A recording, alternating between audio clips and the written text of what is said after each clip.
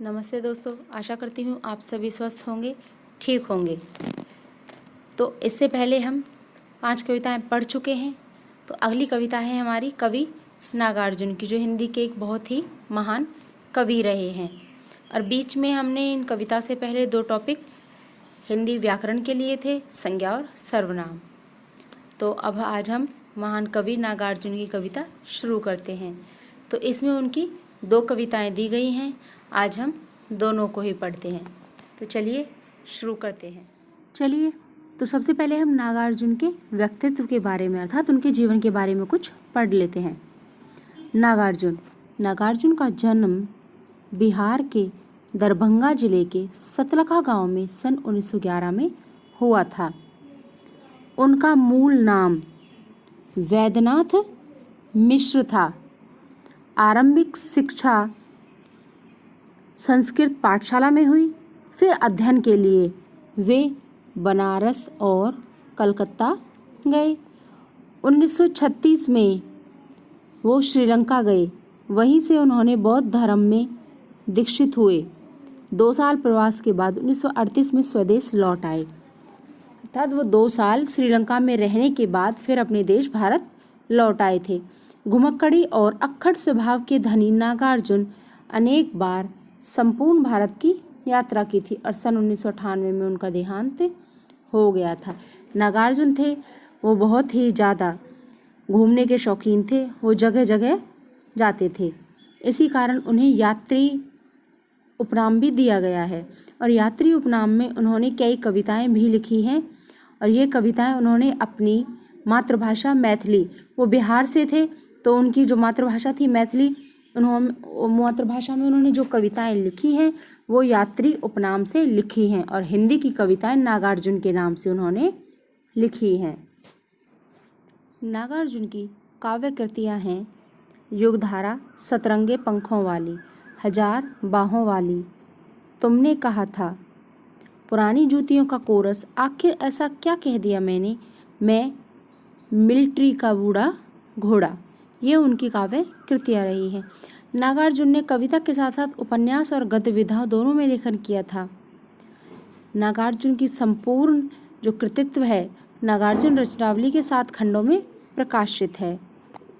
उन्हें हिंदी अकादमी, दिल्ली का शिखर सम्मान, उत्तर प्रदेश भारत भारती पुरस्कार एवं बिहार का राजेंद्र प्रसाद पुरस्कार मिला था। मैथिली भाषाओं में कविता के लिए उन्हें साहित्य अकादमी पुरस्कार प्रदान किया गया था। राजनीतिक सक्रियता, उन्हें अनेक बार जेल जाना पड़ा। हिंदी और मैथिली में समान रूप से लेखन करने वाले नागार्जुन ने बांग्ला और संस्कृत में भी कविताएं लिखी थी। मातृभाषा मैथिली में वो यात्री नाम से प्रतिष्ठित थे। मैंने आपको बताया था कि उनकी मातृभाषा मैथिली थी, उनमें वो यात्री उपनाम से कविताएं लिखते थे। आज की जो उनकी कविता है वो है दंतुरित मुस्कान। इस कविता में उन्हें छोटे बच्चों की मनोहारी मुस्कान को देखकर कवि के मन में भाव उमड़ते हैं और उन्हीं भावों को उन्होंने इस कविता में डाल दिया है। उनकी इसमें 2 कविताएं हैं, पहली दंतुरित मुस्कान और दूसरी फसल। फसल शब्द का नाम सुनते ही हमारे आंखों के सामने खेतों में लहराती फसलें आ जाती हैं। तो इस कविता में उन्होंने फसलों का वर्णन किया है कि कैसे फसल बोई जाती है, क्या क्या होता है, क्या नहीं, सारी जो भी बातें होती हैं वो सब उन्होंने अपनी कविता में डाल दी हैं। तो आइए चलो इनकी कविताएं शुरू करते हैं। तो चलिए कविता को शुरू करते हैं। नाम है यह दंतुरित मुस्कान। दंतुरित बच्चे के जो छोटे छोटे नए दांत निकलते हैं उनको बोलते हैं मुस्कान, उसकी मंद हंसी। बताया था मैंने अभी आपको कि इस कविता में कवि ने छोटे बच्चे की मंद हंसी का वर्णन किया है। कहते हैं कवि, तुम्हारी ये दंतुरित मुस्कान मृतक में भी डाल देगी जान। कवि कहते हैं कि बच्चे, तुम्हारी ये जो दंतुरित मुस्कान है, अर्थात जब तुम मंद मंद हंसते हो और तुम्हारे ये जो छोटे छोटे नए नए दांत दिखाई देते हैं, ये मुस्कान मृतक में भी डाल देगी जान। अगर कोई मृतक व्यक्ति भी तुम्हारी मुस्कान को एक बार देख ले तो उसमें भी ये प्राण फूंक देगी, अर्थात मरे हुए व्यक्ति में भी प्राणों का संचार कर देगी। यानी कि कठोर से कठोर व्यक्ति भी तुम्हारी मुस्कान देखकर एकदम सरल और नर्म स्वभाव का हो जाएगा। धूली धूसर तुम्हारे ये गात, छोड़कर तालाब मेरी झोंपड़ी में खिल रहे जलजात। कवि कहता है धूली धूसर तुम्हारे ये गात, कि जो तुम्हारा ये शरीर है, जो धूल मिट्टी, धूली धूल धूसर धूल मिट्टी बोलते हैं, धूल धूसर मिट्टी, धूल मिट्टी से सना हुआ तुम्हारा ये गात शरीर, तुम्हारा जो शरीर है वो नीचे खेलते हुए धूल मिट्टी से सारा सन गया है। उसको देखकर ऐसे लगता है जैसे छोड़कर तालाब मेरी झोंपड़ी में खिल रहे जलजात। जलजात बोलते हैं कमल के फूलों में, अर्थात जल जात जन्म लेने वाला, जल में जन्म लेने वाले यानी कमल के फूल। कवि कहता है कि तुम्हारे इस मिट्टी में सने हुए शरीर को देखकर ऐसा लगता है कि जैसे कमल के फूल तालाब को छोड़कर मेरी झोंपड़ी में खिल रहे हों। परस पाकर तुम्हारा ही प्राण, पिघलकर जल बन गया होगा कठिन पाषाण। कवि कहता है परस पाकर तुम्हारा ही प्राण, कि तुम्हारा परस स्पर्श पाकर यानी छूकर, तुम्हें छूकर पिघलकर जल बन गया होगा कठिन पाषाण, कि तुम्हारा स्पर्श पाकर तो कठोर से कठोर पत्थर भी पिघलकर जल बन जाएगा। यानी कि तुम्हारी मुस्कान इतनी प्यारी है कि इसे देखकर कठोर से कठोर व्यक्ति भी बहुत ही मोम की तरह नरम स्वभाव का बन जाएगा।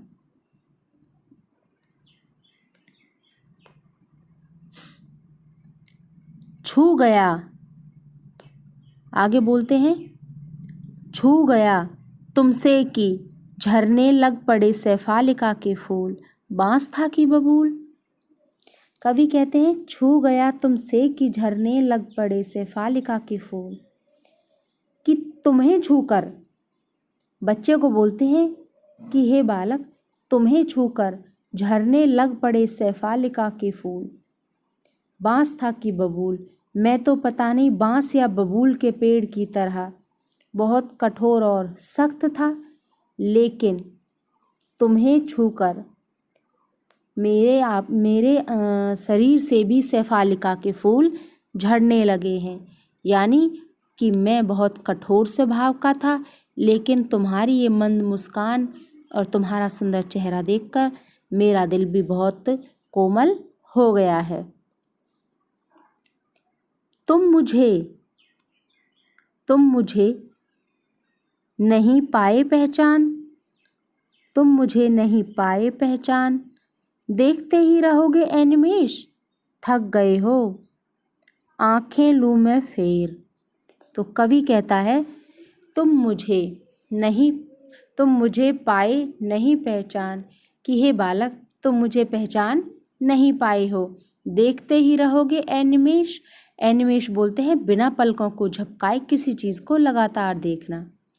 तो यहाँ कवि कह रहा है कि तुम मुझे बहुत देर से बिना पलके झपकाए लगातार देख रहे हो, तुम मुझे पाए नहीं पहचान, फिर भी तुम मुझे नहीं पहचान पाए कि मैं कौन हूँ।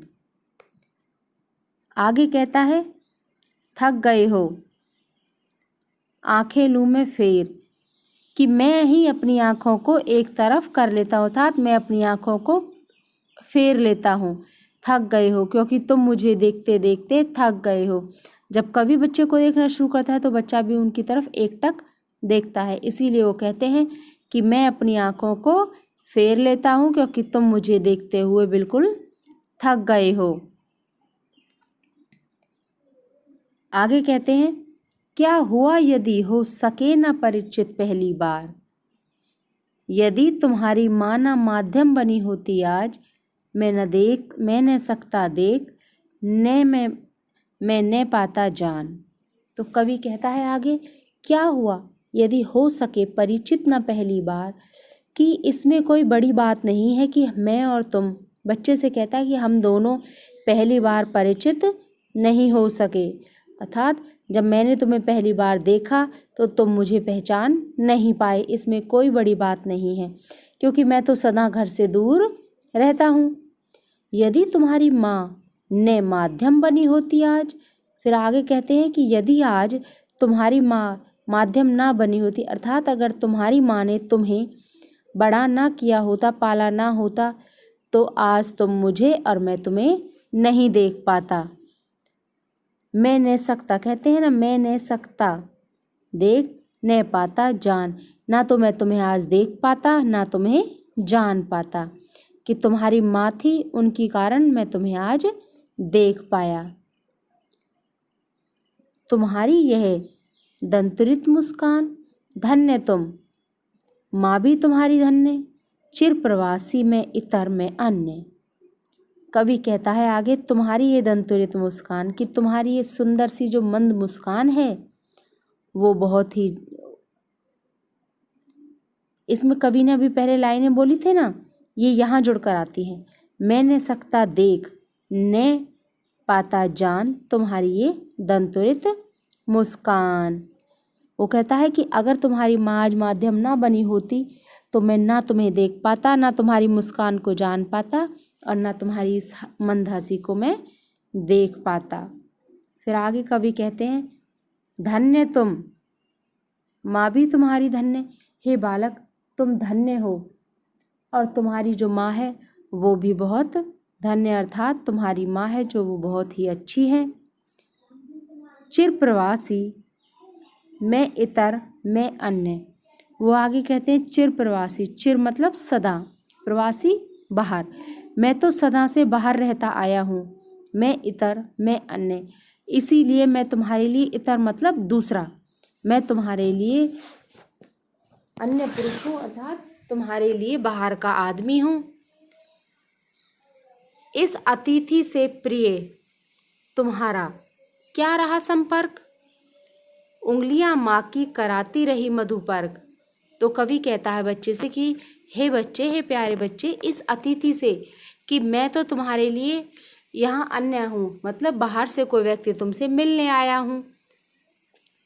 इस अतिथि से, इसीलिए इस अतिथि से, इस से तुम्हारा क्या रहा संपर्क, इस अतिथि से आज तक तुम्हारा कोई कभी संपर्क नहीं हुआ, यानी कि तुम्हारे जन्म के बाद मैं पहली बार घर आया हूँ, इसीलिए मेरा और तुम्हारा कभी संपर्क नहीं हो पाया। उंगलियां माँ की कराती रही मधुपर्क, तुम्हें तुम्हारी माँ की उंगलियां ही सदा मधुपर्क कराती रही हैं। मधुपर्क बोलते हैं पंचामृत को, आम भाषा में इसको हम पंचामृत कहते हैं। पंचामृत जिसमें पांचों अमृत होते हैं, घी, दूध, दही, शहद और जल। उस जल में हम गंगा जल को भी लगा सकते हैं, या साधारण भी तो ये सारी पांचों चीज़ें क्या होती हैं, पंचामृत होती हैं। और इनको बच्चे को भी, इनको हम भगवान के लिए भी, भगवान के भोग के लिए और भगवान को स्नान के लिए योग मतलब प्रयोग में लाते हैं। और इसी मधुपर्क से, अर्थात इसी पंचामृत को छोटे बच्चों को भी खिलाया जाता है, पिलाया जाता है। तो कवि कहता है, उंगलियां माँ की कराती रही मधुपर्क, कि तुम्हें सदा तुम्हारी माँ की जो उंगलियां हैं वो ही मधुपर्क कराती रही हैं, अर्थात तुम्हें शहद और घी तुम्हारी माँ की उंगलियों ने ही खिलाया है, इसीलिए तुम मुझे पहचान नहीं पा रहे हो, मैं तुम्हारे लिए सिर्फ एक अतिथि हूँ। देखते ही रहोगे, फिर कवि आगे कहता है, देखते तुम इधर कनखी मार, और होती जबकि आंखें चार, तब तुम्हारी दंतुरित मुस्कान मुझे लगती बड़ी ही छविमान। कवि बोल रहा है कि देखते तुम इधर कनखी मार, कनखी मार बोलते हैं टेढ़ी, तिरछी नज़र से किसी को देखना। तो कहता है कि तुम इधर जब मुझे कनखी मार कर था, तुम तिरछी नज़रों से जब मेरी तरफ देखते हो, और होती जबकि आंखें चार, और तभी अचानक मैं तुम्हारी तरफ देखता हूँ, हम दोनों की आंखें आपस में मिलती हैं, अर्थात आंखें चार होना, हम दोनों की नज़रें एक दूसरे से आमने सामने देखना। तो जब तुम मुझे तिरछी नज़र से देखते हो और मैं उसी वक्त तुम्हारी तरफ देखता हूँ और हमारी आंखें चार होती हैं, तब तुम्हारी दंतुरित मुस्कान। तो कवि कहता है कि तब तुम्हारी दंतुरित मुस्कान, तब तुम्हारी ये सुंदर सी मंद जो हंसी है मुझे लगती बड़ी ही छविमान। छविमान बोलते हैं बहुत सुंदर। तब ये हंसी मुझे बहुत ही ज़्यादा सुंदर लगती है। तो वो बच्चे से कवि इस कविता में कहता है कि बच्चे के लिए वो इस मतलब यहाँ पर एक प्रवासी बनकर आया है, एक बाहर का व्यक्ति, कोई रिश्तेदार बनकर आया है, क्योंकि बच्चे के जन्म के बाद वो उसे पहली बार मिले थे तो बच्चा उसे पहचान नहीं पाता और उसकी मुस्कान देखकर कवि बहुत खुश होता है और वो कहता है तुम्हारी ये मुस्कान बहुत ही ज़्यादा सुंदर है। तो चलिए अब पढ़ते हैं हम अगली कविता, फसल।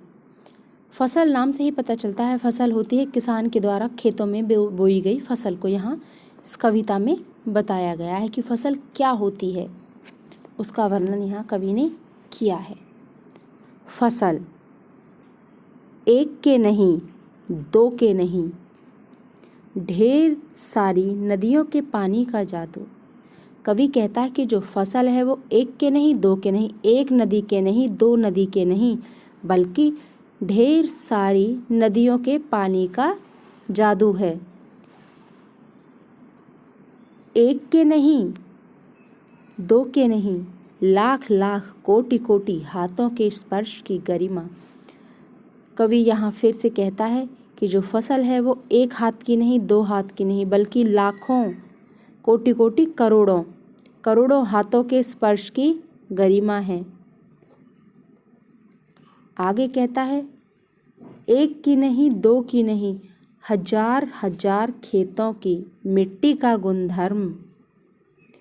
तो फसल है जो वो एक मिट्टी नहीं, दो नहीं, बल्कि हजार खेतों की मिट्टी का गुणधर्म है। तो यहाँ इस कविता में कवि बता रहा है हमें फसल के बारे में। जो फसल जो होती है वो एक नदी के, दो नदी के पानी से नहीं, बल्कि ढेर सारी नदियों के पानी से, नदियों के पानी के जादू से उत्पन्न होती है। जादू मतलब जो नदियों का पानी है, बहुत सारी नदियों का पानी, वो फसल को बढ़ाता है, फसल को और मतलब बड़ी करता है। नदियों का जो पानी होता है, एक के नहीं, दो के नहीं, लाख लाख कोटि कोटि हाथों के स्पर्श की गरिमा। और जो फसल है उस फसल को जब फसल काटी जाती है तो उस फसल में सिर्फ एक का नहीं, दो का नहीं, बल्कि लाखों करोड़ों लोगों का योगदान होता है। कोई फसल को बोएगा, कोई काटेगा, कोई पानी देगा, तो उसमें एक हाथ, दो हाथों का नहीं, बल्कि लाखों हाथों के स्पर्श का जादू होता है। बहुत लोगों का योगदान फसल के लिए होता है। आगे कवि कहता है एक की नहीं, दो की नहीं, हजार हजार खेतों की मिट्टी का गुणधर्म। और जो मिट्टी होती है, जिस मिट्टी में फसल को हम पैदा करते हैं, वो एक या दो खेतों की नहीं, बल्कि हजार खेतों की मिट्टी का गुणधर्म, अर्थात मिट्टी के जो गुण होते हैं उसमें उर्वरक तत्व होते हैं। तो उनके लिए कह रहा है कि उसमें एक या दो खेतों की नहीं, बल्कि हजार खेतों की मिट्टी के गुण होते हैं, जिसमें बहुत ज़्यादा उर्वरक होते हैं, जिनसे वो मिट्टी, वो फसल है हमारी, जिससे उनको पोषण मिलता है। फिर कवि पूछता है आगे फसल क्या है, कि फसल है जो वो क्या है, किस चीज़ को हम फसल कह सकते हैं। तो आगे जवाब देते हैं और तो कुछ नहीं वह, फसल है जो वो और तो कुछ नहीं है वह, नदियों के पानी का जादू है वह, हाथों के स्पर्श की महिमा है, भूरी काली संदली मिट्टी का गुणधर्म है। तो कवि कहता है फसल है जो वो और कुछ भी नहीं है, वो तो बस मिट्टी के पानी का जादू, नदियों के पानी का जादू है। अर्थात नदियों का जो पानी है वो उसमें जादू करता है, अर्थात फसल है जो हमारी उसको बड़ी करता है। हाथों के स्पर्श की महिमा है, और जो हम हाथ फसल में लगाते हैं, अर्थात फसल को अपने हाथों से पानी लगाते हैं, बीज बोते हैं, फसल के पानी लगाते हैं, वो बड़ी होती तो उसको काटते हैं, उसकी देखभाल करते हैं अपने हाथों से। उन हाथों के स्पर्श की, अर्थात जिन हाथों से हम फसल को छूते हैं, उन हाथों की महिमा है फसल में, अर्थात उन हाथों के मेहनत से वो फसल है जो वो बड़ी होती है। भूरी काली संदली मिट्टी का गुणधर्म है, और जिस मिट्टी में हम फसल के लिए बीज बोते हैं वो भूरी काली और संदले रंग की जो मिट्टी होती है, फसल में उस मिट्टी के जो उर्वरक और पोषक तत्व हैं वो होते हैं। आगे कहता है कवि रूपांतर है सूरज की किरणों का, सिमटा हुआ संकोच है हवा की थिरकन का। जो फसल है वो रूपांतर है सूरज की किरणों का, कि जो सूरज की किरणें पृथ्वी पर पड़ती हैं, क्योंकि फसल हो या पेड़ पौधे कुछ भी, उनके लिए सूरज की धूप बहुत ज़रूरी होती है। उसी से जो फसल है हमारी बड़ी होती है और काटने लायक होती है। कवि कहता है, रूपांतर है सूरज की किरणों का, सिमटा हुआ संकोच है हवा की थिरकन का। तो जो फसल है वो सूरज की किरणों का रूपांतर है। रूपांतर मतलब किसी चीज़ का रूप बदल जाना।